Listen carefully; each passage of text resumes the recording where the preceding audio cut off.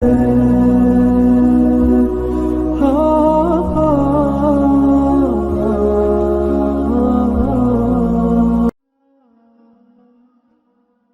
عورت اپنے بالوں کی چٹیاں کھولے بغیر غسل کر سکتی ہے جبکہ بال سارے گیلے ہوں؟ دیکھیں، اگر بال گندھے ہوئے ہوں تو پھر بالوں کا بھگونا معاف ہے، البتہ سب جڑوں میں پانی پہنچانا یہ شرعاً فرض ہے۔ اگر تو باقاعدہ یعنی بال گندھے ہوئے ہیں، جس کو مینڈیاں کہا جاتا ہے، زوائب کہتے ہیں عربی کے اندر، اس میں ایک جڑ بھی سوکھی نہ رہنے پائے، بالوں کی جڑوں تک پانی پہنچانا فرض ہوگا۔ اگر کھولے بغیر سب جڑوں میں پانی نہ پہنچ سکے تو پھر کھولنا ضروری ہوگا۔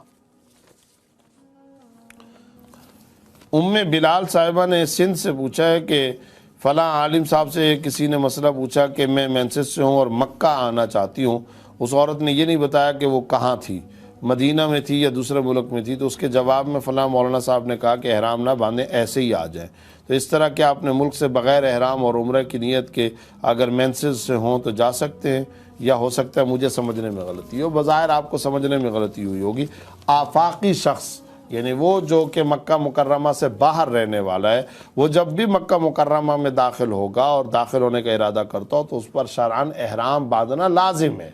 جو بھی باہر سے آئے گا اس پر ضروری ہے کہ وہ احرام باندھے، خواہ حج کی نیت سے آیا ہو یا عمرے کی نیت سے یا کوئی اور غرض ہو، تب بھی احرام باندھنا فقہ حنفی کی روح سے لازم ہے۔ البتہ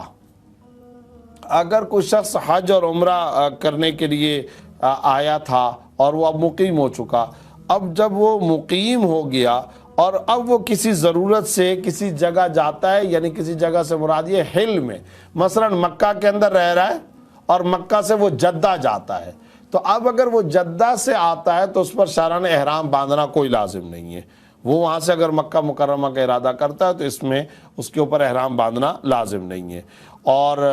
بغیر وہ حج اور عمرے کا ارادہ کیے اگر وہ مکہ مکرمہ آئے گا تو احرام اس کے اوپر لازم نہیں ہے۔ ہاں، اگر وہ جدہ سے آتا ہے اور وہ عمرہ کرنا چاہتا ہے تو پھر تو وہ احرام باندھے گا، حج کرنا چاہتا ہے، حج کے دن ہے تو وہ احرام باندھ کر آئے گا، لیکن اس کے علاوہ اگر